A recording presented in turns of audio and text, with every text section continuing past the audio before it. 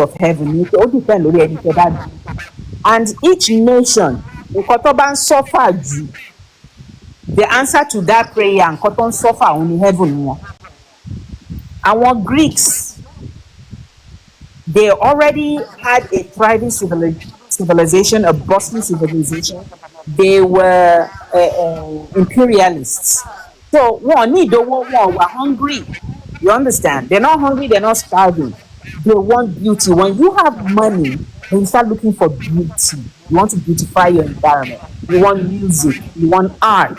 Tí a bá béèrè lọ́wọ́ àwọn Greeks pé kí ni heaven, wọ́n ní it's beautiful streets of gold, flowers, nǹkan yẹn.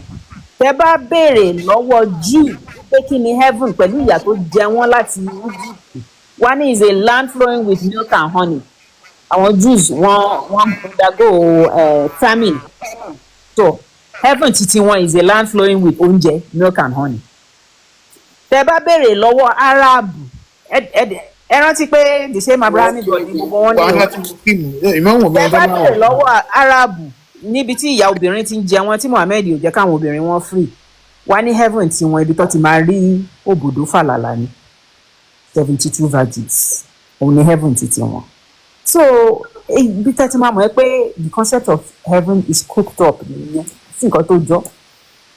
Àwọn tó dẹ̀ ní life kí ló ń pè life tó máa ń dákú tó máa tún jí tó máa náwọn orí ẹ̀ nìkan kí ni concept yẹn náà kí náà ti ń pè é. Àkúdàáyà. Near death experience. Àwọn tó bá ní near death experience tẹ́ bá béèrè experiences wọn it all has to do with nǹkan tó ti already mọ̀. Tó bá jẹ́ Christian ní àná ò pàdé Jésù. Tó bá jẹ́ Muslim ní àná ò pàdé Muhammad. Bí tẹ́tí máa mọ̀ pé it's just psychological. Because tí òyìnbó ò bá gbé Christianity wá fún ẹ ta ló máa lò pàdé nígbà tó ní near death experience. Tí Àràbò ò bá gbé Islam wá fún ẹ ta ló máa lò pàdé nígbà tó ní near death experience. Tẹ́lá dẹ̀ béèrè lọ́wọ́ Buddhist náà pé ìgbà tó ní near death experience ta ló máa wí fún yín. Iron Man. Nǹkan tẹ́ ń gbìyànjú láti sọ pé ohun tí ọ̀rẹ́ mi gbọ́ nítorí wọ́n ti bá sọ̀rọ̀ Jésù ni ó ṣe rò pé Jésù ló ń bóun sọ Yorùbá. Bẹ́ẹ̀ni tó o bá mọ Jésù kì í ṣe Jésù náà. Mo lè bá lórí bẹ́ẹ̀dì. Oh my God. Interesting. Now mi ò fẹ́ àṣẹ òrìṣà ṣàlàáfíà lẹ́wà. Now mi ò tí ì fẹ́ fọ ọmọlẹ́yìn Kristi lẹ̀ ẹ jẹ́ n padà lọ sọ́dọ̀ ọmọlẹ́yìn Kristi. Ẹ jọ Psalm 82 verse 1 yẹn ibẹ̀ ni a ti bẹ̀rẹ̀. Kẹ́tó gbọ́ mi kí mo wá sókè nítorí ìyá mi ayaba tó ń sọ̀rọ̀ kan lẹ́ẹ̀kan yẹn. Ẹ jọ ọ̀rẹ́ mi láyaba ẹ jọ nítorí Ọlọ́run. No mo kàn fẹ́ sọ. Ẹ má ṣe bá wọn sọ̀rọ̀ ẹ má ṣe bá wọn sọ̀rọ̀. Ẹ kọ́ fún mi mo fẹ́ gbọ́ máa wọrí. Mo sọwọ́ sílẹ̀ mo kàn fẹ́ bá wọn sọ àwọn ọ̀rọ̀ tó ń sọ. Àṣà òrìṣà mo wà òkè ẹ má dọ́rẹ̀ mi lóhùn ẹ kó fún mi mo wà lé. Òkè kí ló ṣe ni pé àmì ìṣòwò á kó fún yín ìdúró wá fẹ́ sọ ni pé ṣẹ́rí ìwà pẹ̀lú àlá tẹ́ sọ pé lápẹ́ gbóhùn kankan yẹn tẹ́ bá fẹ́ gbóhùn tí gbogbo wa gan mọ̀. Aláwọ̀ kí ni mo ti kọ́ nípa alákọ̀ ọ̀nà wọn ṣe oúnjẹ ń kíchìn ni ò tí ì bá sọ wípé àwọn ń gbóhùn pé àwọn. Alákọ̀ mo ti ń gbóhùn láti kékeré gbogbo èèyàn ló mọ̀ mí bẹ́ẹ̀. Tẹ́ bá fẹ́ gbóhùn gbogbo èèyàn ló mọ̀ mí bẹ́ẹ̀ sà àṣà òrìṣà gbogbo èèyàn ló mọ̀ mí bẹ́ẹ̀. Ẹgbẹ́ ọ̀run kẹ́ gbóhùn àwọn tó já àwọn tó súnmọ́ yín lé tó já àwọn alálẹ̀ àwọn tó jẹ́ àwọn kìíní bọ̀ wípé ẹ̀ ń gbóhùn Kristi yẹn ìyá mi ẹ fẹ́. mi ò dárúkọ Kristi gan mi tẹ̀ dárúkọ pé nǹkan kan sọ ẹ bóyá ẹ gbọ́ mi láti understand. ọ̀rẹ́ mi ẹ má fi búrẹ́dì kó wa mọ́ra ta ni wọ́n kàn má gbélébù àbí. ta ló jíǹde. no wípé no mo ní mo gbóhùn ni mi sọ pé Kristi pé ẹni tó ń sọ pé wọ́n kàn má gbélébù tó ń ṣe Easter yìí ẹ pé wọ́n prepare fún jẹ láti Good Friday. ẹni sùúrù gẹ́gẹ́ bí nǹkan tẹ́ sọ mi ò fẹ́ ọlẹ́ ní bó ṣe wà níbí mi. níbi tẹ́ tí ń so oúnjẹ fún Ṣàmú. Yes, universe speaks to everyone. Yes, I can hear. Ẹ wá sọ pé ẹgbẹ́ pé èmi máa kọ́ nọ́mà kan má gbélébù. Mo gbọ́ bẹ́ẹ̀. Mo máa jíǹde. Ta lẹni tó ń sọ̀rọ̀ yẹn ẹ̀yin ẹ kàn sọ fún wa. èmi gbàgbọ́ pé òun Olódùmarè ni. ṣé òun Olódùmarè ni wọ́n kọ̀ máa gbélébò ṣé Olódùmarè ni wọ́n kọ̀ máa gbélébò. No, bí mo ṣe gbọ́ nìyẹn na the only way I can interpret it fún ìwọ tó fẹ́ argue bí irú Yomi ọ̀rẹ́ mi tó fẹ́ argue tó fẹ́ pò mí lọ́fun yìí. ìyá mi kò sí Olódùmarè inú Bible so ibùdó ti wá gbogbo ìgbà. kí lẹ pé ẹ sọ pé kò sọ Ọlọ́run ẹ lọ ká Yorùbá bàbá tẹ̀ ní bá Ọlọ́run Olódùmarè mẹ́ kí ló ń jẹ́ mẹ́. ọ̀tán. Olúwa Ọlọ́run Olódùmarè sínú Ayaba ẹ wo ìyá mi Ayaba Yes, sir. let me tell you something. ẹ jẹ́ lọ wá Yorùbá Bible fún yín. àní ò sí bẹ́ẹ̀ ìyá mi ẹ gbéjà bá yín sọ̀rọ̀. ẹni sùúrù ìyá wa ẹni sùúrù bàbá mi àṣẹ ìrọ̀ṣà ẹni sùúrù ìyá mi Ayaba Ọlọ́run Elédùmarè tí wọ́n kọ sínú Bíbélì yẹn is a fallacy. It is a translational error. wọ́n ti lọ ẹjẹ́ kan padà Ọdúró ẹgẹ́ mi ti sá ẹgẹ́ mi Yes. àṣà òrìṣà ẹjọ́ sá ẹ má bínú. But did you agree that there is in many occasions there is Ọlọ́run Olódùmarè in the Bible? Do you know? Before we go to the fallacy that you know that ẹjẹ́ you kan want to. ṣàlàyé fún yín bàbá mi Ẹgbẹ́mi ẹ bá mi ṣàlàyé fún ẹ ṣe. No, wọ́n ti fẹ́ sọ̀rọ̀ mo fẹ́ bí wọ́n ni. Ẹ̀sà ẹ ti mute sir. Okay, so ìyá mi o translation. Is it there or not? That's just what I want to hear. Is it there or not? No, ṣé o pé everything context ma matter. True or false? No, but show one bit. Ẹ jẹ́ ká fi No, context. You talk about the context. Is it there or not? Nínú Yorùbá Bible. Ẹni Yes. sùn nínú Yorùbá Bible Ọlọ́run wà ń bẹ̀, Olúwa wà ń bẹ̀. Olódùmarè ńkọ́? Mi ò tí ì rí Elédùmarè ń bẹ̀ o. Okay, máa fún yín fún. Ó yá ẹ continue sir. Ọlọ́run wà ń bẹ̀, Olúwa dẹ̀ wà ń bẹ̀. But there's no doubt about it. Linguistic anthropology they have busted all those lies. bàbá mi Ẹgbẹ́mi ṣe jẹ́ kí ìyá wọn padà dé torí wọn ò gbọ́ amọ́ báyìí wọ́n sì wà offline. nǹkan tẹ́ ẹ̀ ń sọ sí ẹ jọ nítorí Ọlọ́run wá ètò ọ̀rẹ́ mi lọ wá tí ẹ fún lásàmẹ́ǹt ọmọlẹ́yìn Kristi ẹ bá mi túbẹ̀ yẹn. 82, right? Bẹ́ẹ̀ni. Psalm 82. Okay. Ibi tá à ń lọ ò jìn ibi tá a yà ló pọ̀. Okay. Now, ìgbà tẹ́ bí mi ní ìbẹ̀rẹ̀ pé ṣé Ọlọ́run ju ẹyọ kan lọ, how did you put the question? Mo dẹ̀ ní mo gbà pé there are gods. Okay. Ṣé yóò bá mi yé yín? Yeah. And that is the uniform teaching of the Bible. Pé Ọlọ́run púpọ̀ ló ń bẹ. And then ibi tẹ́mi tẹ ọkàn mi kọ́kọ́ lọ was 1 Corinthians 8:5. Bàtẹ́wà padà débẹ̀, that's why I quickly type it in the comments pé in this 82 nǹkan tó ṣẹlẹ̀ ni pé Bíbélì not only 82 Ọlọ́run pọ̀ tó wà ṣùgbọ́n Ọlọ́run alààyè kan the living God ló wà. Ṣé yóò bá mi yé yín? Na Ọlọ́run alààyè kan. Man of the year pàdé mi àti Àdùnní mo ń kí yín o ó yá mo ń gbọ́ underline Ọlọ́run alààyè nìkan ló wà. Ọlọ́run living God Bíbélì sọ nínú 1 Thessalonians, I can't remember the chapter or the verse, I think it's in one living God, Ọlọ́run alààyè kan ló ń bẹ. Then àwọn Ọlọ́run kéékèèké wà, what tó máa translate with small letter G. Ṣé yóò bá mi yé yín? Àwọn gods yẹn wọ́n wà tó máa translate pẹ̀lú small letter G. Onímọ̀ fi sọ pé bàbá mi àṣẹ òrìṣà ẹ má dárò mọ́ mi lẹ́nu. Ẹ má jẹ́ kí Ọlọ́run kí sì máa dọpọlọ wa rújà yìí. àṣẹ òrìṣà ní sùúrù náà ẹ jọ nítorí Ọlọ́run. Please go ahead ọmọlẹ́yìn. Àṣẹ òrìṣà ẹni sọ̀rọ̀. Now onímọ̀ fi sọ nígbà tí ẹ bi mí pé àwọn Ọlọ́run yẹn pọ̀ ṣùgbọ́n Ọlọ́run kan ló ń jọba lórí gbogbo wọn. I think that's the word I use. Ọlọ́run kan ló ń jọba lórí gbogbo wọn. And ibi tó bá fún wọn láṣẹ mọ́ làwọn yòókù lè ṣe mọ́. Ṣé yóò bá mi yé yín? It can allow them to have their way sometimes. It can allow them to demonstrate their this. But then Ọlọ́run alààyè kan ló ń bẹ. Then there are many gods. Okay. Ṣé mo ti dáhùn question yín? Okay, and now. then òun ni mo fi ní wọ́n control. I think mo ti dáhùn question yín. Òun ló ń control every other one. Now this Psalm 82 verse 1 ṣé Ọlọ́run òkú ni ọlọ́run alààyè yẹn kan ṣoṣo ń ṣèdájọ́ níwájú wọn. Now, Sherry, adjective tá a máa fi fún that supreme one, God judged in the congregation of gods. That supreme one la máa ní òní ọlọ́run alààyè. Ṣé Yorùbá mi yé yín? And mo dẹ̀ ti sọ mo rò pé ó lè allow àwọn yòókù láti demonstrate. Corinthians yẹn fọ wẹ́wẹ́, I don't want to go there, but Corinthians yẹn fọ wẹ́wẹ́ ní Corinthians 8:5 ó fọ wẹ́wẹ́ pé àwọn ọlọ́run yẹn they can have their power but he governs them. Ṣé Yorùbá mi yé yín sà? Ó lè sọ pé ó lè gbà wọ́n láàyè ńgbà mí kán demonstrate agbára kéékèèké tí wọ́n ní. But he has more power. He can control more things. You know, those people can have power here and there. Then he has all the supreme power, the living God, which is the one that judge. Ṣé Yorùbá mi yé? And ó yàtọ̀ sí ẹjọ́ máa ó yàtọ̀ sí. Orúkọ ọlọ́run yẹn ni mo fẹ́ béèrè ẹjọ́ ẹ má bínú. Okay, ṣe.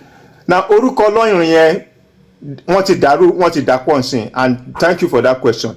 Now orúkọ ọlọ́run yẹn ní ìgbà tá a ka Genesis chapter 1, if you translate it, it is translate Elohim and El. Then àwọn kan máa sáré sọ pé because those around the Canaanites have another god similar name, El. I will say that again. The Canaanites have another god which is not the God of the Israelites. ọmọlẹ́yìn Kristi kan ní sùúrù fún mi sáà ẹjọ́ àwọn tó ní another god yẹn. No. Is it a living God or dead God?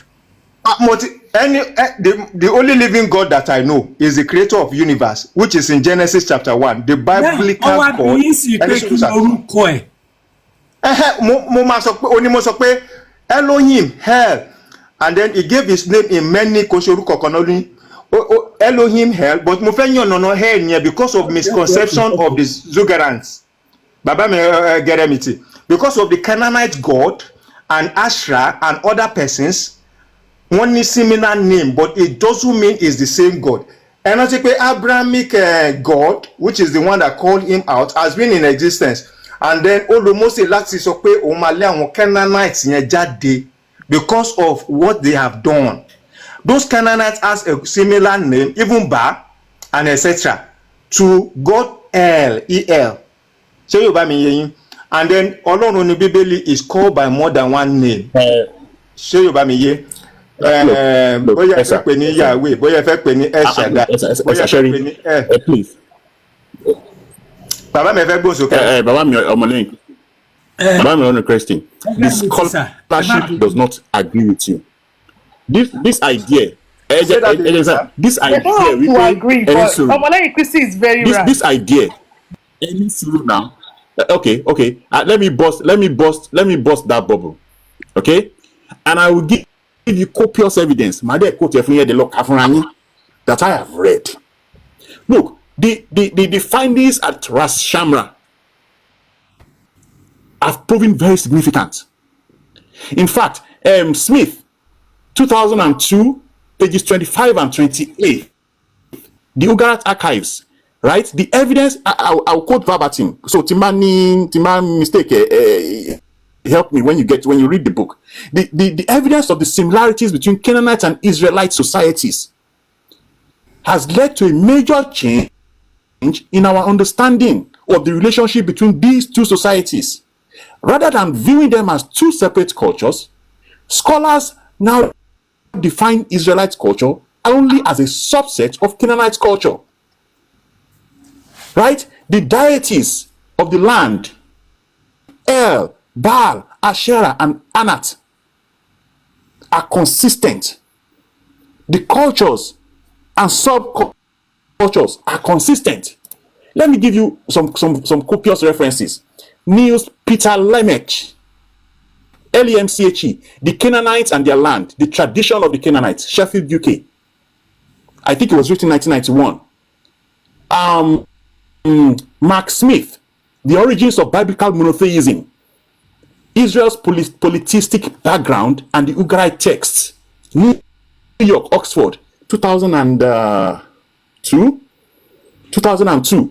The other one, Smith, Origins of Biblical Monotheism. I think this other one, William Dever. William Dever. I think Dever is spelled Devevar.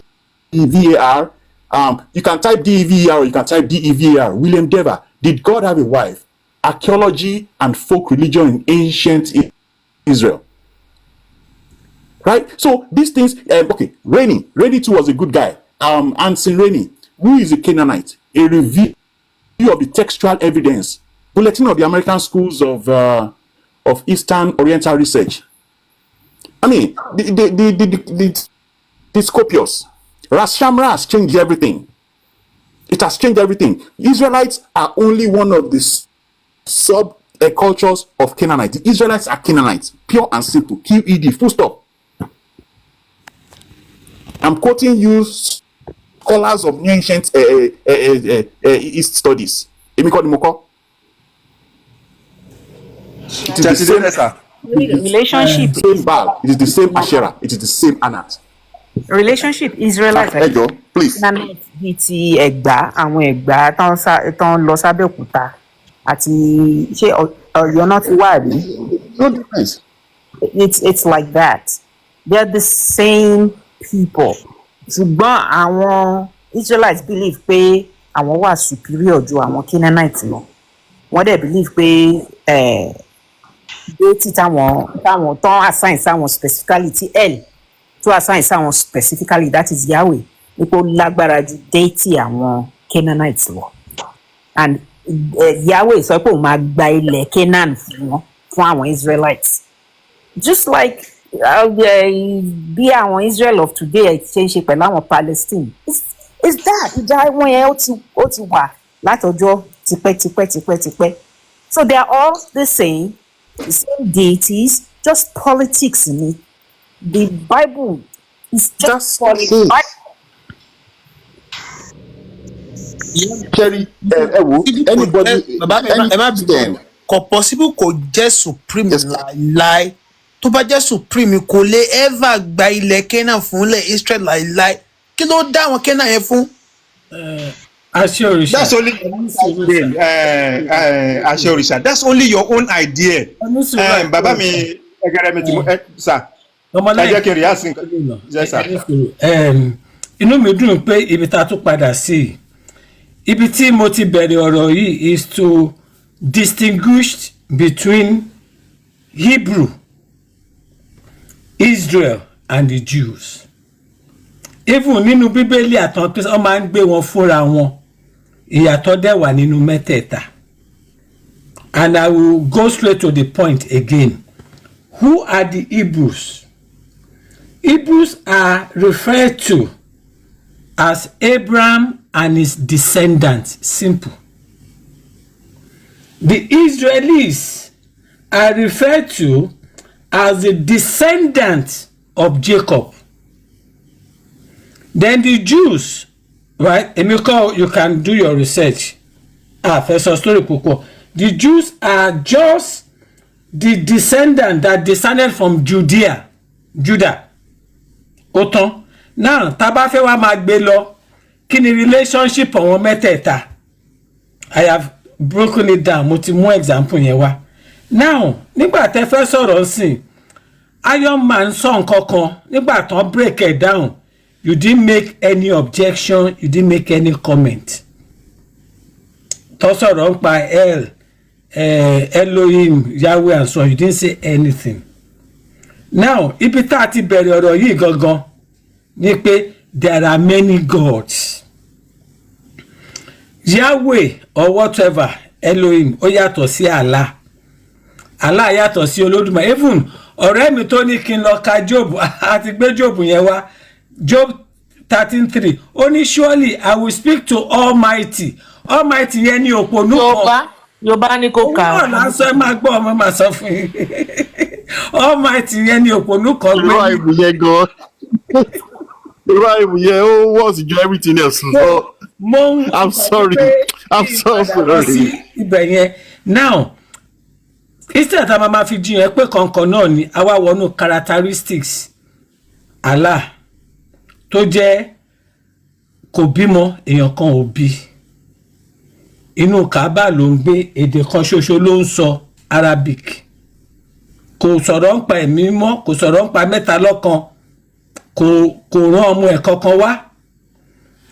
Èyí tẹ̀yin bá fẹ́ gbà bóyá Yahweh ni o, bí Elohim ni o, bí Almighty ni o, ó sọ̀rọ̀ nípa mẹ́ta lọ́kan, èèyàn kan ṣoṣo, Ọlọ́run ọmọ, Ọlọ́run bàbá, Ọlọ́run ẹ̀mí mọ́. Ó tún wá rán ọmọ ẹ̀ kan ṣoṣo, ó tún fi rúbọ fún ààrẹ, ó tún gbẹbọ yẹn fún ààrẹ. This same Yahweh, òun àti Sátánì ọ̀rẹ́ ni wọ́n, ọjọ́ máa ń sọ̀rọ̀, ọjọ́ máa ń jíròrò, ọjọ́ máa ń gba betting, right? Ní orí Job, ẹ̀rí ibi tó ti ní conversation. The same Yahweh nígbà tó wá ní títí Jésù, òun àti Sátánì gan ọtúnjọ ń jíròrò wá, èmi mo ní gbogbo ayé yìí, tó bá tẹríba fún mi màá fún ẹ ní kínní.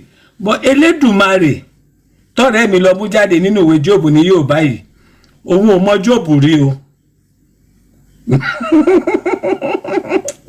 Kò mọ Jésù rí o, kò lóhun bímọ o, kò dẹ̀ dá iná kankan fún wa o. Ẹ jọ̀ọ́ ṣọ́n characteristics àwọn mẹ́tẹ̀ẹ̀ta ìṣe kankan náà ni. So ọmọlẹ́yìn Kristi ẹ wá react sí nǹkan ẹ fẹ́ sọ yìí sá. Sà, ẹ ṣeun. Ajayi Crowther fún translation yìí. Ẹ ṣeun sà. Ṣẹ́rí ìgbà tí Mami Iron máa sọ̀rọ̀ lẹ́ẹ̀kan, I kept mute because mi ò fẹ́ interrupt anybody. And then mo kàn jẹ́ kó flow because mi ò mọ bí tí mo ti fẹ́ react to it. And that's why I mentioned at that time, ó ní kan tí mo mention pé, kí ni mo mention kankan to counter, yes, ibẹ̀ mo ti mention manuscripts that Bible was not written in English, ká má fi English wo, ó ní mo fi react because of the, ó ní mo fi react. So kò ṣe pé mo fara mọ́ nǹkan tó ń sọ, and I have no basis for that. Now to go back, there is ìyàtọ̀ wà láàrin àwọn Ugaran, the Canaanites, and the heir of the Hebrew, the Jew. Àwọn Abraham, I'm not talking about Abrahamic religion, of Abraham, and through Moses, ìyàtọ̀ wà láàrin wọn. Ṣé mo pé làwọn Canaanites wà pẹ̀lú wọn, right? And Ọlọ́run kí lórúkọ ẹ̀? Ọlọ́run Bíbélì kò fara mọ́, if you read the Bible and this is the context of the Bible, Ọlọ́run Bíbélì ò fara mọ́ Ọlọ́run àwọn Canaanites yẹn, olófin ní kó àwọn Israel má bá wọn ṣe pọ̀, wọ́n lé wọn jáde. Ọlọ́run àwọn Canaanites yóò sí nínú Bíbélì ni. I mean, ó wà nínú Bíbélì pé kí wọ́n má sin Ọlọ́run yẹn, that's the word. Ó wà nínú Bíbélì pé káwọn ọmọ Israel tó ti mọ Ọlọ́run alààyè, the one I call the living God, kí wọ́n má sin àwọn Ọlọ́run àwọn Canaanites yẹn. So they have the same name, maybe by virtue of relation and language, but Eli yẹn yàtọ̀ síra wọn. Ká má gbé Eli A fún Eli B. Tàbá ti gbé fúnra wọn àti dá gbogbo ẹ̀bùrọ̀. Àníkan tá fẹ́ kọ́. Kankan náà ni wọ́n tẹ́lẹ̀, wọn ní kankan náà ni wọ́n tẹ́lẹ̀. Nǹkan kan náà ni bàbá mi Gẹrẹmìtì àti Iron Man, nǹkan kan náà ni wọ́n ń pè wọ́n. Ẹ jọ sá. ìkọ̀kan náà ni wọ́n. Ṣẹ́gbọ́n kì í ṣe nǹkan kan náà sà. Ẹ jọ ní sùúrù sá. L kan ṣoṣo ló wà. Only one L, and that is the father of Yahweh. Because báwo ni mo ṣe mọ̀ ní pé àwọn tó ní religion yẹn gangan àwọn ló ṣàlàyé ẹ̀ fún mi. A rabbi àwọn ló ní religion Judaism tí wọ́n copy Old Testament nínú ẹ̀ kó tó di pé wọ́n change some of those words láti má show polytheistic nature of that religion. Torí àwọn Romans wọ́n fẹ́ create one God fún gbogbo àwọn colonies wọn. So they had to change those words to create one God for all their colonies. But the actual original Judaic Abrahamic religion is polytheistic, and it has one supreme deity, El. Every other deities to sínú Old Testament is Omo El. Yahweh is Omo El. Baal is Omo El. You understand me, sir? So Emma mix it up. If you don't want to accept it, it means you're going against the Old Testament. The religion to copy. If it doesn't sit well with you, then Elle say, okay, fine. Jesu nìkan lè máa dìmú ẹ fẹ́ ṣe ti Yahweh mọ́. But Yahweh is a minor God. And Yahweh dẹ̀ ni bàbá Jesu. El is their supreme deity ní area abẹ́yẹn. Ṣé ẹ má sọ pé El méjì ló wà, El kan ṣoṣo ló wà. Àwọn tó dẹ̀ ní kíní. ìyá mi. Iron Man, nǹkan tẹ̀ ń sọ. ìyá mi. Kristi ò lè ẹ bá gbà fún yín pé kẹ́ ẹ ní nǹkan kan tó bí Yahweh lọ. Okay. Uncle Yomi, but the facts are the facts. Look, ọmọlẹ́yìn Kristi, mo ti lọ sínú library mi nsìn. I have a book in front of me. Okay? Monotheism and Yahweh's Appropriation of Baal, James S. Anderson.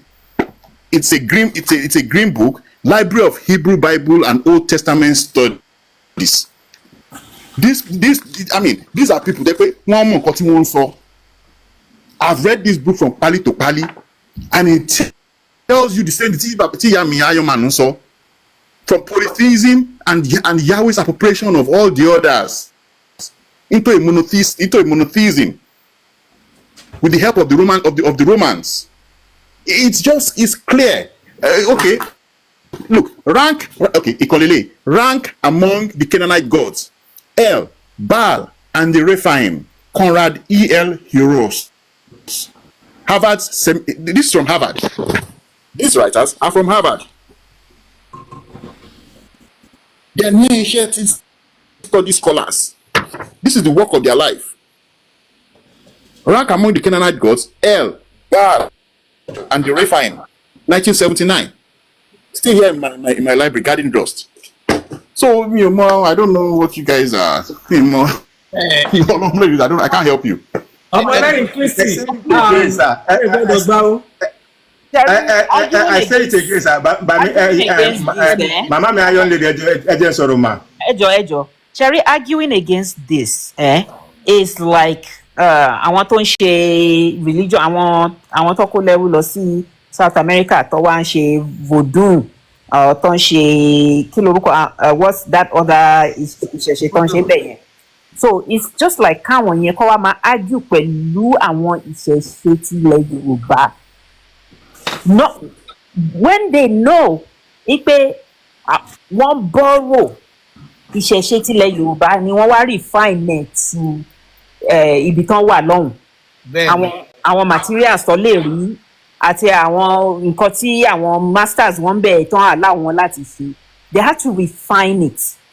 So kọ́ wá wá sí yìí kọ́ wá máa bá àwátàwà nílé kọ́ wá máa bá wa argue. That is exactly what it sounds like. You're saying L is different. It's like you're arguing with the owners of the religion to copy Old Testament. You're arguing with them. Ṣé pé kò lè work? Ìyá mi, àwọn tó ń ṣe ọ̀rọ̀ tẹ́ sọ yẹn. Kíkan máa gbà á. No, kílẹ̀ mọ̀ tán ń pe kí wọ́n máa ń pe òrùlà, kílẹ̀ mọ̀ tán ń pe lòrùlà ní American bíbáyìí. Tẹ bá súnmọ́ àwọn oníṣẹ̀ṣe tó ń ṣe òrùlà yẹn. Ṣé mọ̀ kí ni status Jésù yẹn tó ti kàn má gbélébù yẹn? Òun ni wọ́n máa ń pè ní òrùlà. Àwọn tó jẹ́ kí ni wọ́n máa ń sọ pé òun lòrùlà. Tẹ bá bẹ̀rẹ̀ kí ni òrùlà, wọ́n á fẹ́ lọ mọ Ifá láwọn tó wà ní ibi báyìí tẹ́ wọ́n máa ń sọ dáadáa ìbọn kàn mọ́ ìyanu lẹ̀ báyìí ni tí ì lè sọ̀rọ̀. Ọ̀run lè lànà fẹ́ sọ nìyẹn. So wọ́n máa translate kinní yẹn ní nǹkan tí wọ́n tún ní níbẹ̀ yẹn. So àwọn nǹkan yẹn dẹ̀ nínú ló ṣẹlẹ̀. So kò dẹ̀ possible ṣé gbogbo action attribute Yahweh mọ̀ ẹ́ẹ̀lì gbogbo àwọn Elohim gan kò ṣọ́ọ̀pù àwọn jẹ́ supreme tó bá jẹ́ supreme yìí wò lè ní attribute yẹn láéláé. Okay, ṣé ọmọlẹ́yìn Kristi ní rìbọ́tà? Ṣé ẹ gbọ́ mi sir? Ọmọlẹ́yìn Kristi ní sọ̀rọ̀. So because mi ò kí n like láti máa sọ̀rọ̀ látòrí. This is one of the books from my library. Mo ṣe sáré padà wá sókè nsìn ni. Jürgen van Oschut, Marcus Witt, The Origins of Yahwehism. I want you to read this excerpt here. I'll read it to you. This compendium examines the origins of the God Yahweh, his place in the Syrian, Palestinian, and Northern Arabian pantheon during the Bronze and Iron Ages, and the beginnings of the cultic, underline that word, veneration of Yahweh. Contributors analyze the epigraphic and archaeologic evidence, applied fundamental considerations from the cultural and religious sciences, and analyze the relevant Old Testament text. That is one. Here, this one is not in print anymore. Right? Rank among the Canaanite gods, El, Baal, and the Rephaim. Conrad L. Hughes. Where did I get this from? Columbia Bible College. I didn't write this. Monotheism and Yahweh's appropriation of Baal. James S. Anderson. So the facts are the facts. Look, èmi ti sọ pé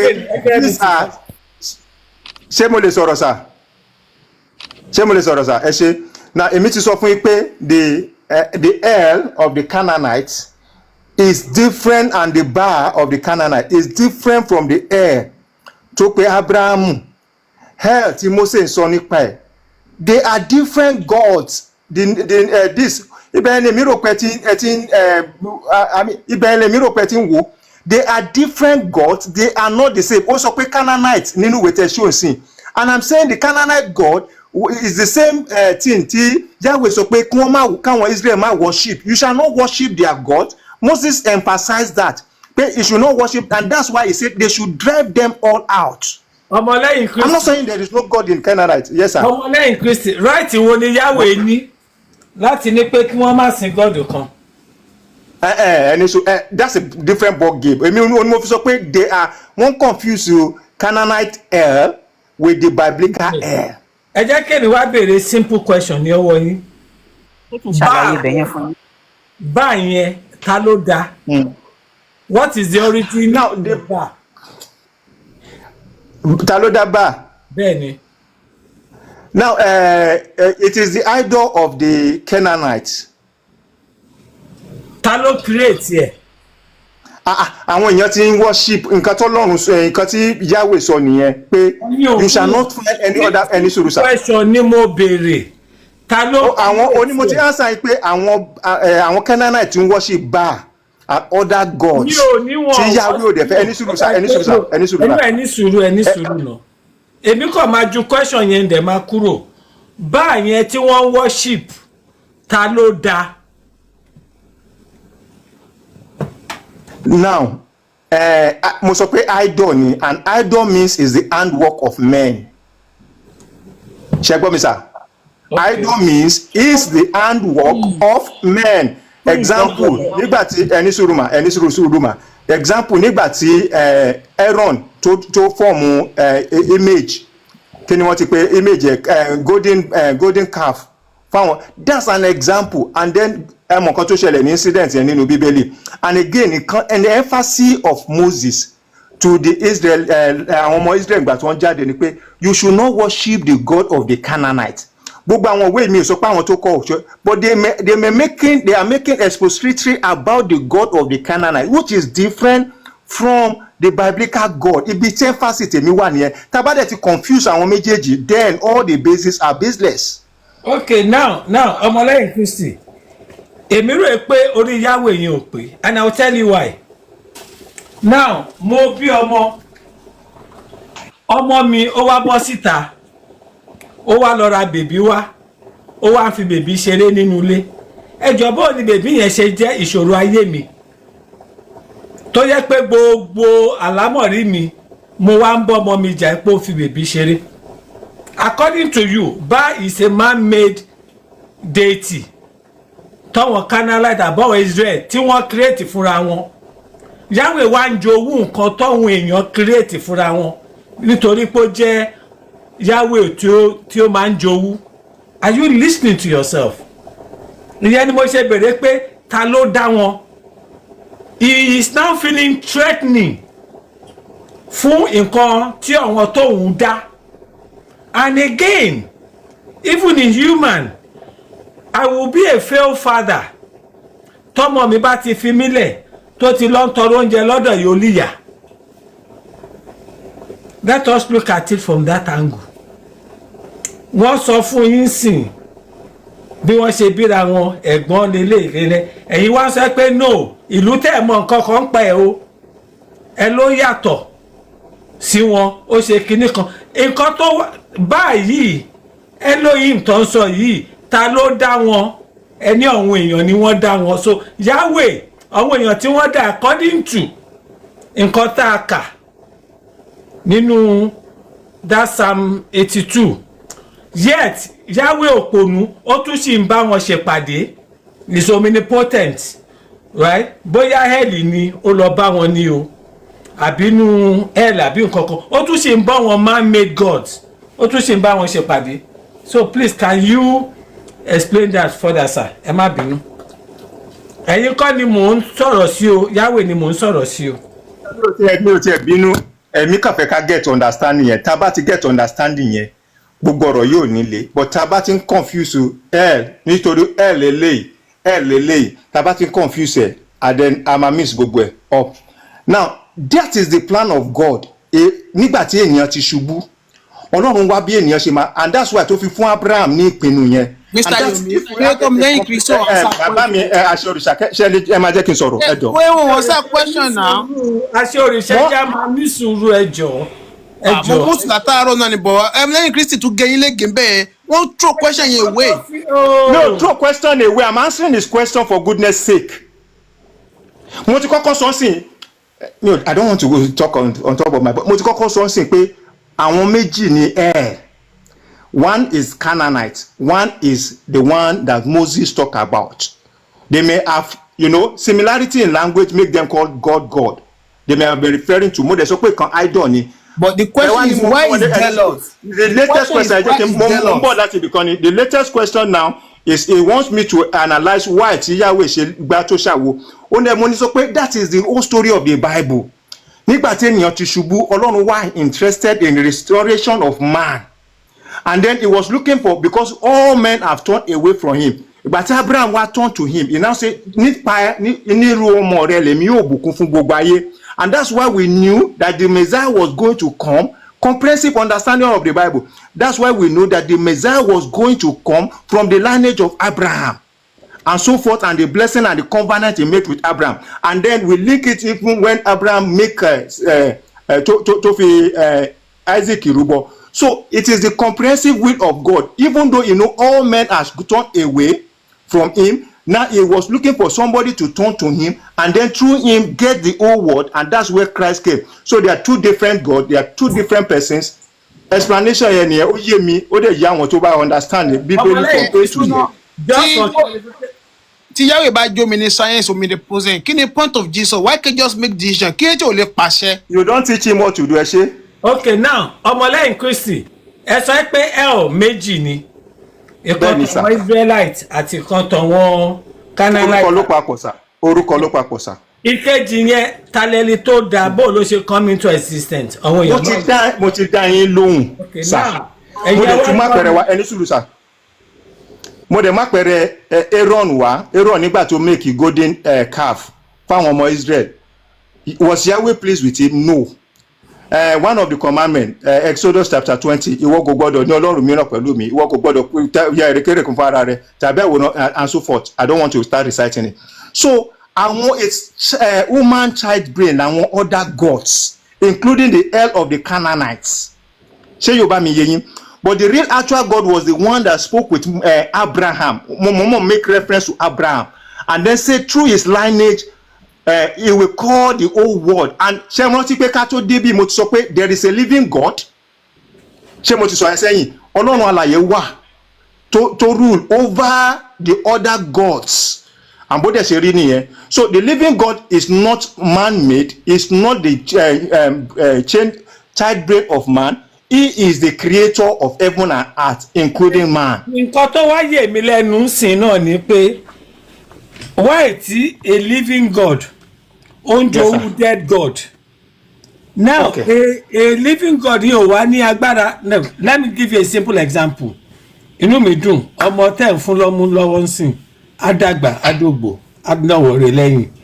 Now tọ́mọ ẹ bá wá dàgbà tó bá ti wá ń ṣeré bóyá wá ra PlayStation fún abẹ́ra toy fún tọ́ yẹn wá ń gbé ṣubú ó ń ṣèṣe kí ni nǹkan tẹ́ máa ṣe ṣọ́mọ ilẹ̀ máa nà ní abẹ́ máa lọ sọ tọ́ yẹn nù ẹjọ́ ẹ dá mi lóhùn. Sherry, man have the propensity right from this. Yahweh onírú ọgbọ́n yẹn lẹ́yìn fẹ́ sọ. no ibi tẹ́ ń lọ yẹn kọ́ ni gbọ́dọ̀ ṣe rí kọ́ ni illustration yẹn ò jọra wọn. Man has the propensity, ẹ jẹ́ ká padà sínú ojú ọ̀rọ̀ sà.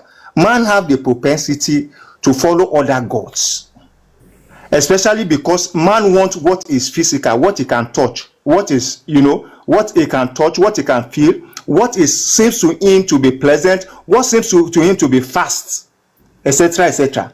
So man has the propensity to go after other gods, and that is not the purpose. And I can't change that in the Bible. Mo ti quote it for you several times. Ọlọ́run owú ni òun. God, Yahweh, is jealous, and he doesn't want any other God, especially his children. Ọmọlẹ́yìn Kristi tó bá jẹ́ pé bá Ọlọ́run tó ti kú ni táwọn èèyàn yóò rí manifestation wọn ò ní máa tẹ̀lé. Yahweh ò ní future. That's why I said you must read it in the light of 1 Corinthians chapter 8 verse 5. You know, continue 1 Corinthians. Everybody can read the Bible. Mommy me Iron Man. No, mo fẹ́ ka kíní fún yín ni. Mo fẹ́ ka kíní fún yín ẹ jọ̀ọ́. When Elion, and this is Deuteronomy 32:8-9. We'll go back to the Dead Sea Scrolls. Nǹkan tó kọ sí Dead Sea Scrolls gangan kó tó bẹ̀rẹ̀ sí translate káàkiri. When Elion gave the nations as an inheritance, when he separated the sons of man, he set the boundaries of the people according to the number of the sons of God. Nkotokosibe in the Aramaic is Beni Elohim, sons of God. For Yahweh's portion was his people. Jacob was the lot of his inheritance.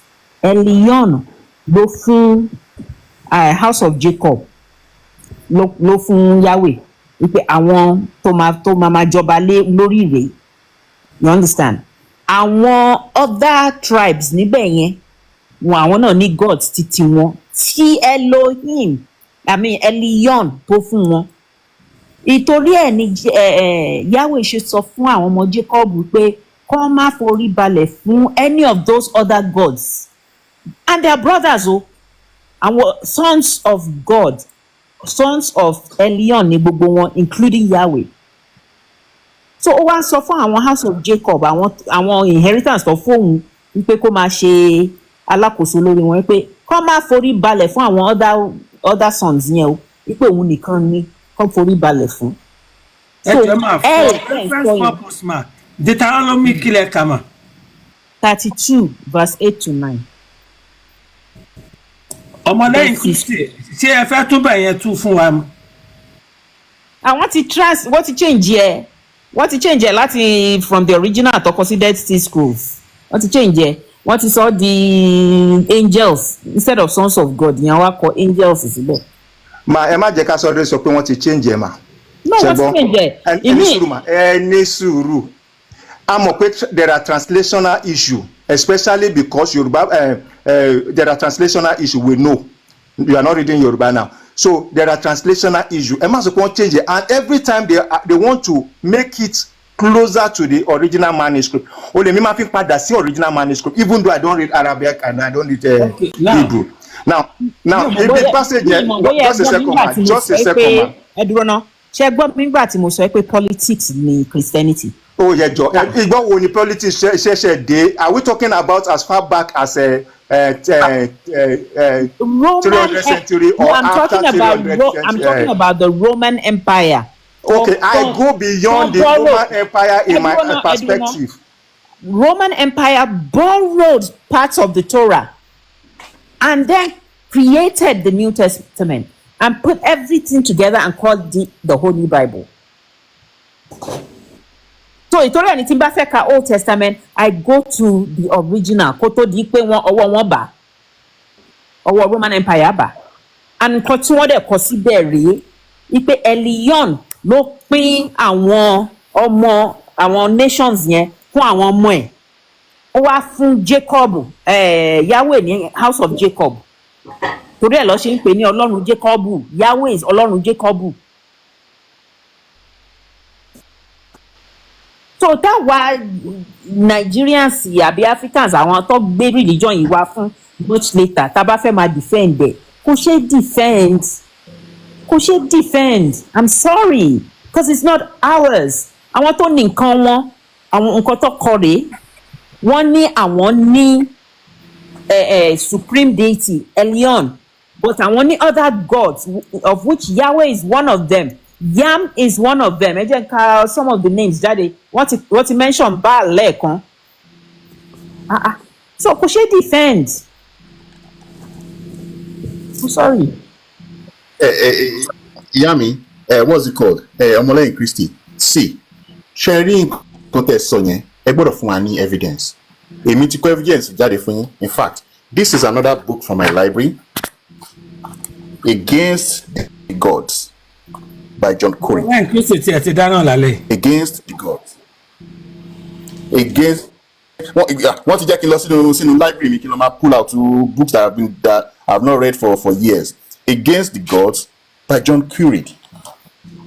Look, when you have to bring your source. I will read this to you. I'm on page 102. Right? Flip him. I knew that there was something here I wanted to read. These passages are the very earliest known citations of biblical text in Hebrew. Gbogbo àwọn tó kọ àwọn ìwé yìí àwọn descendants àwọn tó ní religion yìí ni o. They are descendants òyìnbó Europeans àwọn ló kọ àwọn ìwé yìí. About their own culture. Ma ṣe listen síra yín Europeans ló kọ Bíbélì àbí àwọn ìwé yìí. Mo ń sọ pé descendants wọn àwọn ló kọ Bíbélì ẹni sùúrù mà bàbá mi Ẹgẹrẹmìtì can we do it one by one? I understand your argument but ti mọ́mì mi Iron Lady I find it tough to comprehend. Now àwọn Europeans ló kọ Bíbélì mà. Bẹ́ẹ̀ni. Okay, Genesis European. Yes. Okay, very good. Malachi ẹni sùúrù mà bàbá mi Yomi can you tell me and this mọ́mì mi Iron Man for 5 minutes? Don't put words in my mouth. I want to drive your point. No. Hold on before you drive that point. Genesis is not what it's called in Torah. Genesis is a Greek language. It's Greek language. And what make up the Torah? What make up the Torah and the Talmud, ma? And now àwọn Europeans lọ borrow religion oní religion. Don't just go. You are drawing conclusion, but we want to verify. And that's what we want to do. If money confirm at 5 minutes, then we just have it peacefully, please. Now. Roman Empire wa. Roman Empire wa. There have been empires before Roman Empire. And this is what people don't understand. Europe now. Can you please, Baba Asheorita, can you let me and mommy first iron this out, please? Ọmọlẹ́yìn Christian sùúrù. Ayoma yìí, Yomi Fashlanso, thank you my brother. Ẹjọ́, Iron Man ma. Ọmọlẹ́yìn Christian request for 5 minutes for him to engage you alone. Is that are you obliging him, ma? Then. Okay, Ejo, any other person come and interrupt, Ejo? Please go for it, ma. Sir, before Keto Fun, sir, share mine. Okay. Yes. No, any sort before Keto Fun, so that I mean interrupt. Ejo, Cherry, I have to leave soon, but I have evidence. If I leave, somebody should please remind Omoleng. Sir, I take my evidence here, but my evidence may be more biblical, and then I will get a book also. Okay. Need number in, but I will pass it through Timba get it. Give me to the end of this week. I'll pass it through. You can't use the Bible as the evidence against itself now. No. I will use the Bible and I'll get some other book for him, please. And then oral arguments because he is talking about certain books, which I appreciate, but we are seeing those books differently. I'm seeing the book he's writing, but I'm saying this book. We always meet. I follow you, you follow me. The only thing but I don't have your number. I think I downloaded it, but oh my wow, difficult for me to trace it in my computer because I download so many things. both religious and non-religious things. Tẹ́ bá ti rí máa rí no wahala. Tí n bá ti rí máa make sure kó kàn yín lọ́ra at all means this time. Now ẹ jẹ́ kó fún mi. It's always a pleasure discussing with you. Yes. Evidence. That's all. Ẹ ṣeun. I rest now. Thank you very I much. promise you that, please, sir. Okay. Mọ́mí mi Ayọ̀dèdì. Kí n tó allow ẹ̀yin àti Iron Woman, ibi tí wọ́n kà yẹn in the current translation King James Version 8 only when the Most High, who is that Most High, right? Most High, their inheritance, when he separated the sons of Adam. Who are the sons of Adam? To show you ibi tó ti tọwọ́ bọ̀, he set boundaries of the people according to the number of the children of Israel. Ṣé tí kí ni relationship Adams àti children of Israel? Israel ò sí until Jacob. So let me leave both of you. Wọ́n tọwọ́ bọ̀ rẹpẹtẹ. Wọ́n wà láti make a monotheistic. Ẹ máa rántí pé monotheistic is only, it came right from Moses. Remember the Lord your God is one. Ẹ̀yin wá sọ pé sí pé ẹ̀dúró Yahweh náà sọ̀rọ̀ ẹ̀yẹn.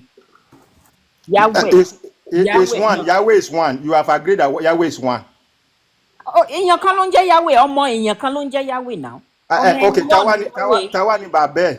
Elion ni bàbá ẹ̀. Táwa ni yẹ Ashrat.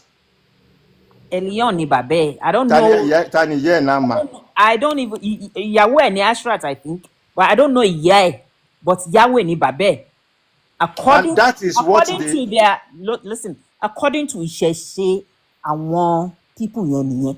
Just like ẹnìkan wá máa béèrè nípa Ọ̀rúnmìlà, Ògún, Ọya. Ẹ má jẹ́ ká like ẹ̀ pẹ̀lú Yorùbá, ìdákun ẹ jọ̀ọ́. Ẹ má jẹ́ ká like ẹ̀. We have very limited time. Ẹ má jẹ́ ká like ẹ̀ pẹ̀lú Yorùbá. Ẹ ṣé, thank you for, I understand pé ẹ sọ pé. No, I have to like it because. No. Anybody can come to that. No, listen to me, please. I already, when I joined this forum, the first thing I said was all ancient religions are similar. They are all similar. They have one supreme deity, and then they have several deities, but they all have one supreme deity. Ìṣẹ̀ṣe Yorùbá, we have one supreme deity, Olódùmarè. And then we have àwọn tí tá bá máa lo Christian terms, àwọn tó ti lórúkọ kí ni tó ti sanctify. You understand? Àwọn tí orí ti ṣà. Òun ni àwọn Ògún kankan. Àwọn Jews náà, àwọn náà ní Elion ni supreme deity wọn. Then àwọn Yahweh, àwọn Baal, àwọn Mot, àwọn Yam, there are àwọn tí orí wọn ṣàǹbẹ̀ yẹn.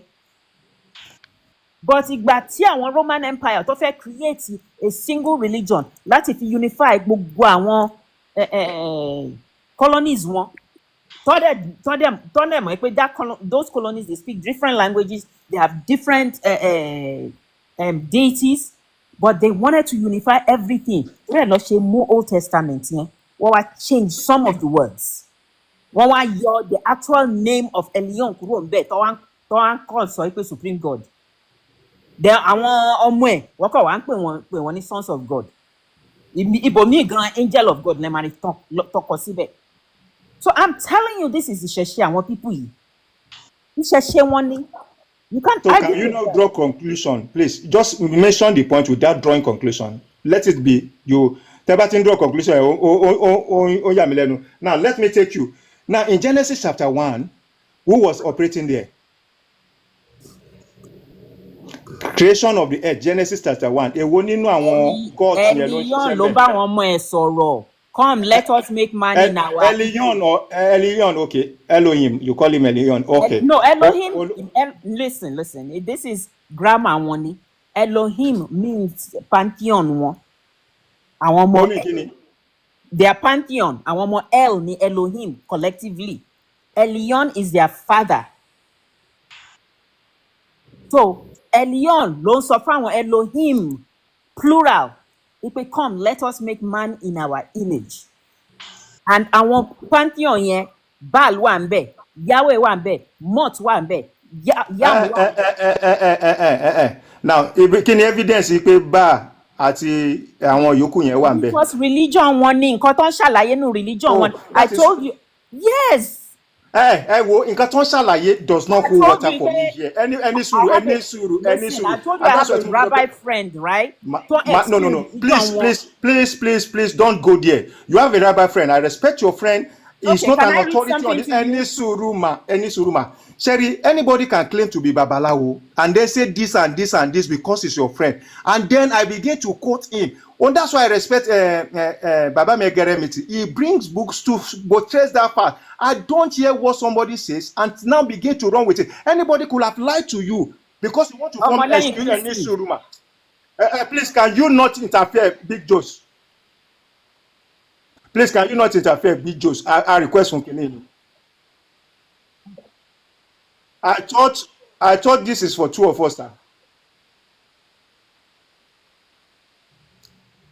I thought this is for two of us. Yeah, ọmọlẹ́yìn Kristi kí tẹ̀ fẹ́ kọ́ mi. Quarters of a mile. Turn left on Diana Drive. Please, I thought this for two of very us. I sorry requested to for say. this, but so This nobody can. Ọmọlẹ́yìn Kristi No, ẹ is jẹ́ a kó ṣe 419. òyìn àwọn ibi tèmi náà ti kà á nìyẹn. ẹ jọ nítorí Ọlọ́run. You are a 419, Ọmọlẹ́yìn Kristi, please, 419. sir.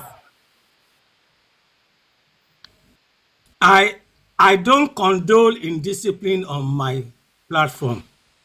There's high level of decorum. I discuss intellectual topics here. I support the last speaker. And I don't ask for people to support others. If you know you have anything to say, wait for your turn. Ibi báyìí ò ń ṣe ibi téèyàn kan lè ti máa pariwo. And you cannot attack anybody's personality on my page. Ẹ jọ̀ọ́ nítorí Ọlọ́run. Big Jones, you can bring that thing without interrupting anybody.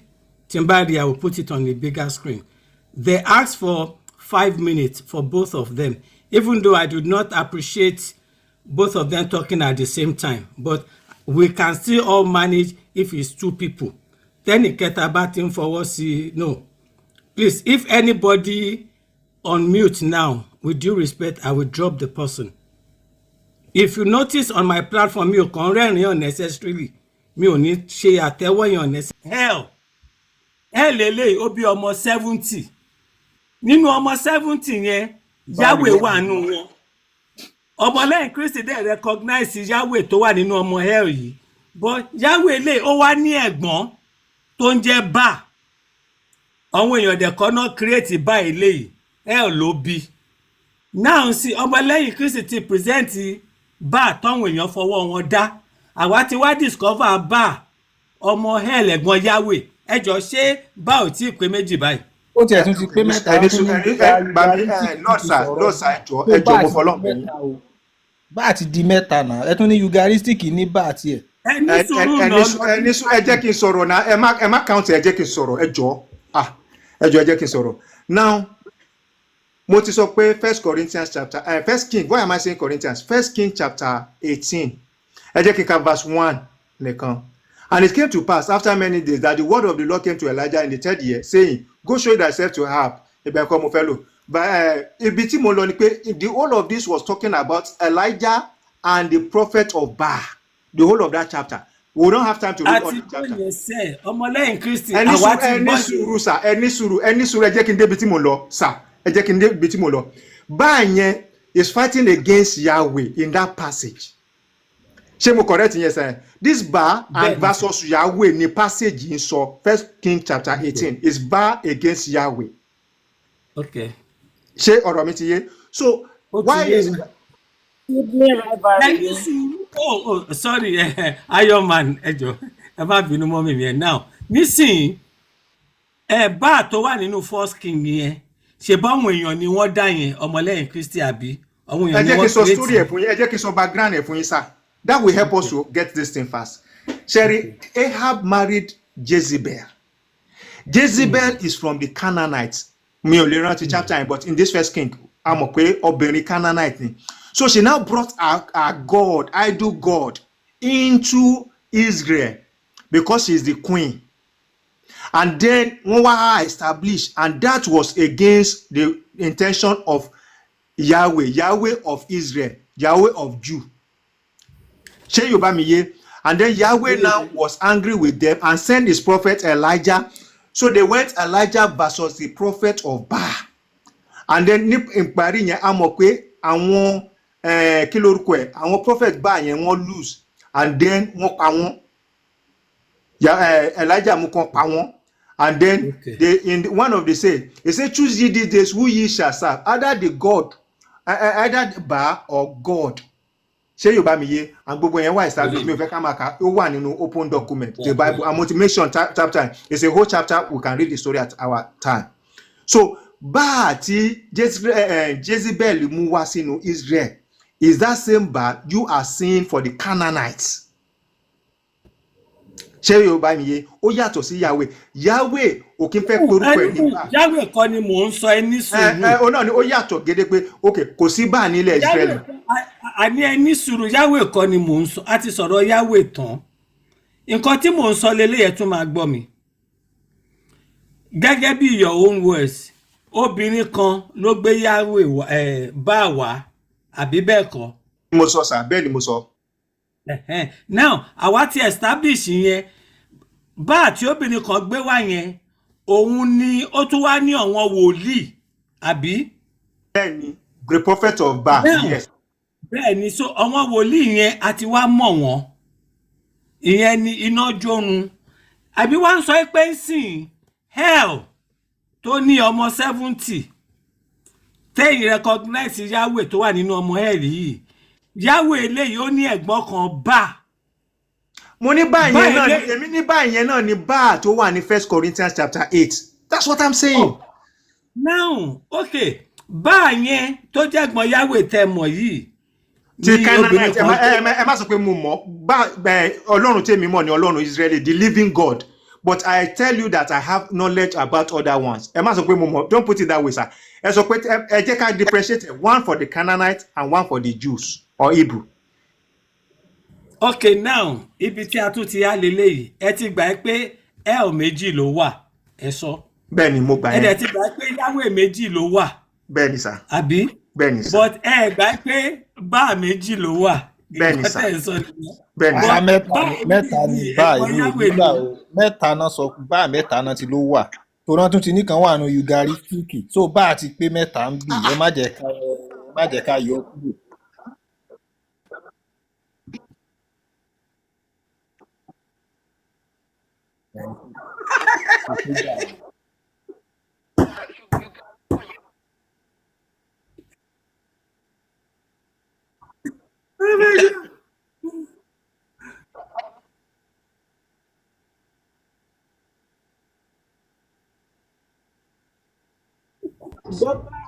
Mi ẹjọ ẹ má bínú, ṣé mo lè béèrè question lọ́wọ́ ọmọ Jésù ọmọlẹ́yìn Kristi? Ẹni sùúrù sà. Ẹni sùúrù. Ọba ẹni sùúrù. Ẹjọ. Ọba ẹni sùúrù. Ẹjọ.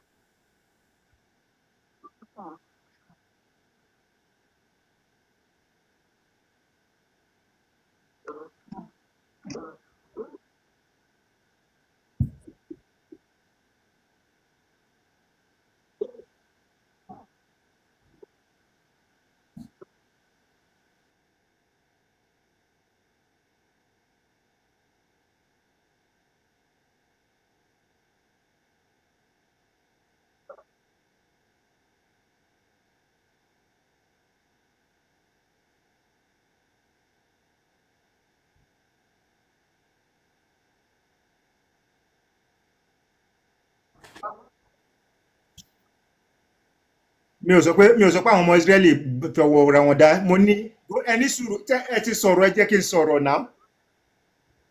Mi ò sọ bẹ́ẹ̀, ẹ sì mí gbọ́. Ẹ jẹ́ kí n sọ.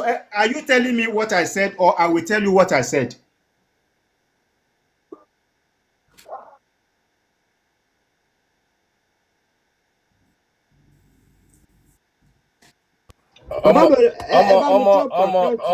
ọmọlẹ́yìn Kristi ṣé mo lè béèrè question lọ́wọ́ yẹn jẹ́ má bínú ẹ jọ ṣé mo lè béèrè question lọ́wọ́ kí mo fẹ́ ọmọlẹ́yìn háyọ̀ Kristi. kọjá de ni pẹ̀lú fídíò and she was asking me to keep me. kí wá ṣe kí nìyẹn.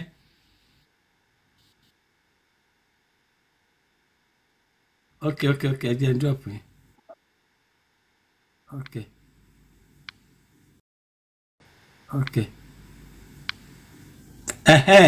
ọkùnrin mi ṣé mo lè béèrè question lẹ́yìn ẹ̀gbọ́n mi ọmọlẹ́yìn. okay.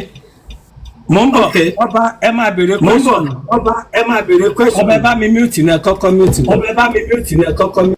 okay ọmọlẹ́yìn Kristi ṣe ní any reaction sí nǹkan tí big joe sọ sí. ọba ẹ máa ní láti yọ fóònù yìí kúrò lára mọ́tò ló ń fa ẹ̀kọ́. ọmọlẹ́yìn Kristi ṣe ní nǹkan tí ẹ fẹ́ sọ lórí nǹkan tọmọ tí big joe ṣe sọ àbí kí ọbọlá béèrè question wọn. mo fẹ́ sọ nǹkan kan náà ni I don't think she even allow me answer her. ẹ má dà big joe lọ. okay now ìgbà tí mo sọ pé ọ̀dọ̀ yín mo ti sọ sir mo ní during the time of Aaron when Moses went to collect the 10 commandments Aaron ò ṣe golden calf ṣé nǹkan tí mo pè ní ẹ̀ẹ́dẹ́kan sir. bẹ́ẹ̀ni golden calf ni mo pè. but golden calf kọ́ lẹ pè ní bá tí wọ́n fọwọ́ ara wọn ṣe. ní sùúrù nǹkan tí ní sùúrù mi ò tí dé golden calf ni mo pè lẹ́ẹ̀kan. now a dẹ̀ mọ̀ pé Yahweh ò fara mọ́ that is the God of Israel now kò fara mọ́ golden calf yẹn ṣe mọ̀ pé Aaron was punished for it and many other persons were punished for it so Yahweh ò fara mọ́ that is clear. now bóyá yẹn ni bí Joseph ń pè ní pé mo sọ pé bá mi ò sọ pé bá kankan wà ní Israel. now mo wá ní níbi bí yìí and that is different from the time of Aaron we must know how the time differ from the other. Ní passage first King chapter 18 is not Aaron time anymore. It is the time of the kings and the reigning king at that time in Israel is Ahab. Ó dẹ̀ lọ fẹ́ yàwó foreigner. Ìyẹn wá mú àwọn ọlọ́run ẹ̀ wá which is the Baal. So the Canaanite bẹ́ẹ̀ ló ṣe rí sà. Okay ẹ jẹ́ ká ka Bíbélì. Thank you sir. Ẹ jẹ́ ká ka Bíbélì. First 1840. Àbí? Yes sir. Okay. Ẹ jẹ́ ká bẹ̀rẹ̀ láti yes 1814 ẹ jẹ́ ká bẹ̀rẹ̀ láti bẹ̀rẹ̀ we'll read more other professor the Bible study we'll read more. And Elijah saw and said unto them, take the prophet, please underline prophet not Baal.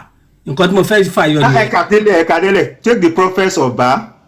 And let no one of them escape. And they took them not Baal, the prophet of Baal, not Baal. Please underline not Baal.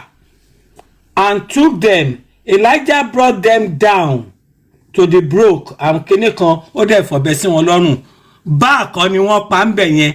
Prophet of Baal ni wọ́n kọ́. Ẹ jẹ́ wá ka note tí wọ́n wá kọ sí. Ó sọ pé Elijah saw this opportunity. The people were in the mood to obey the living God. So he commanded that they take the prophets of Baal, not Baal.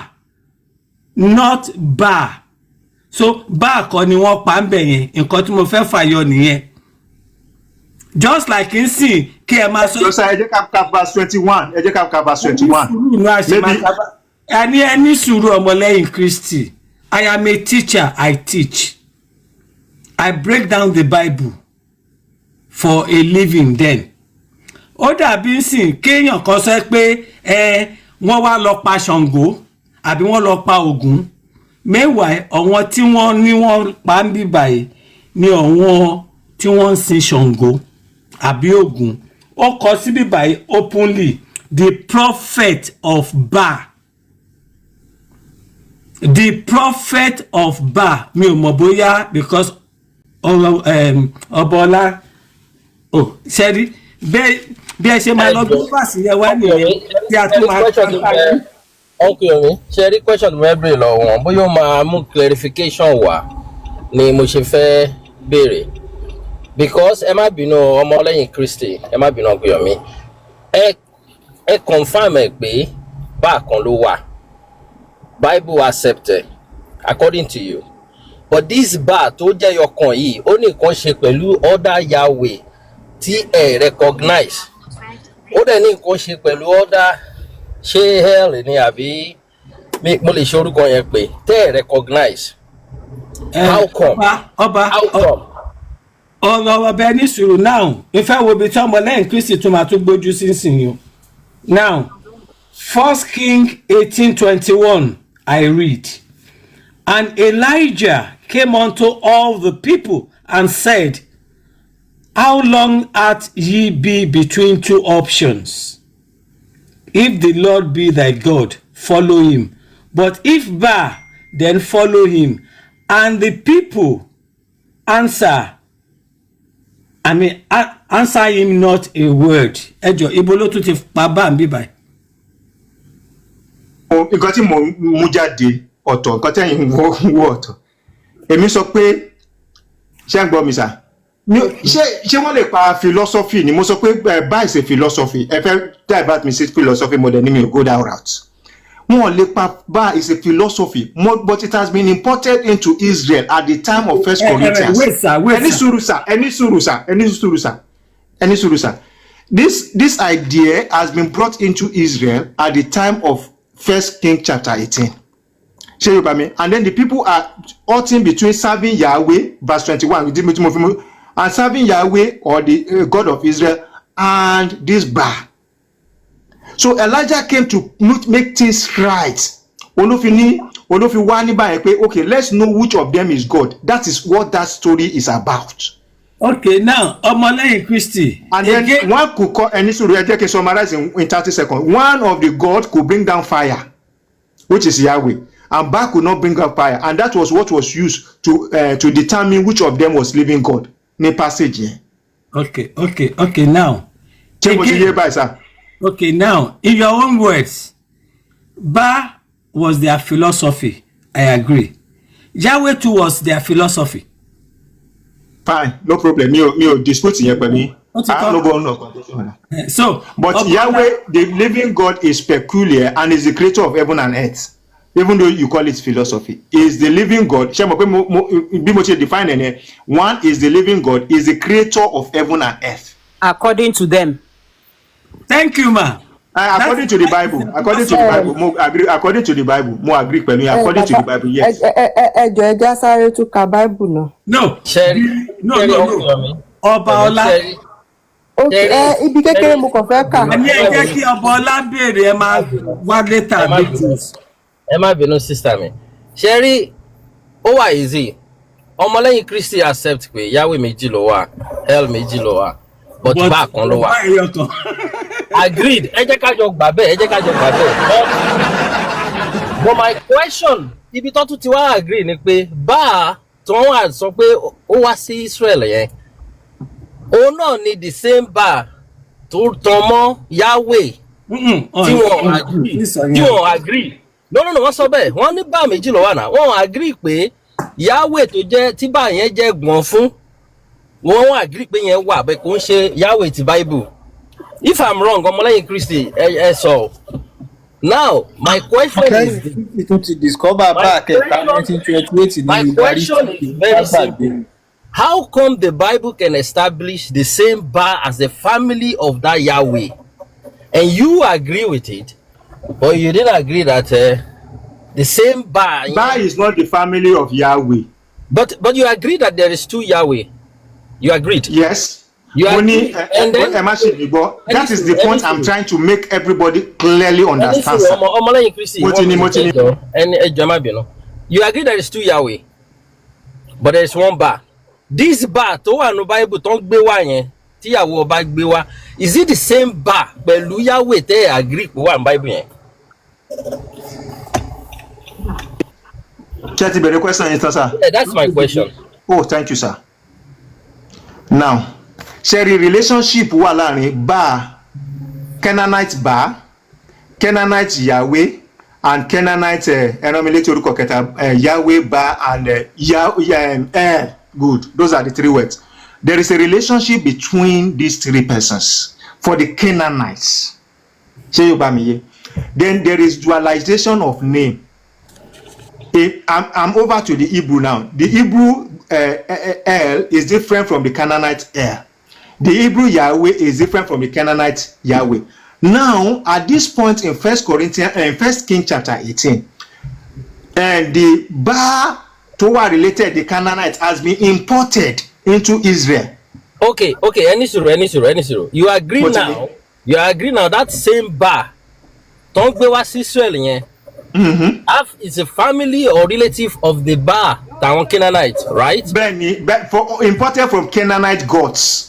Yeah, okay. We are going somewhere. Now, my question is now, how come you do not agree that the same Yahweh,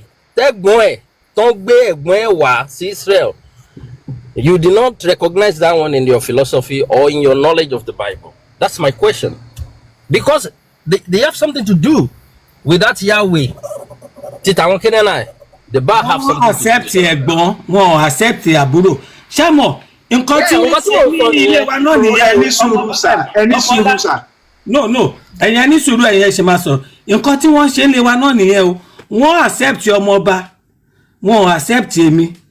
So tóyè bá wá kọ́ padà sílé wá ń sìn ọmọọba màlúù màmá jọba. Ṣé kí n wá roku sẹ́gbọ́n mi báyìí torí Ọlọ́run?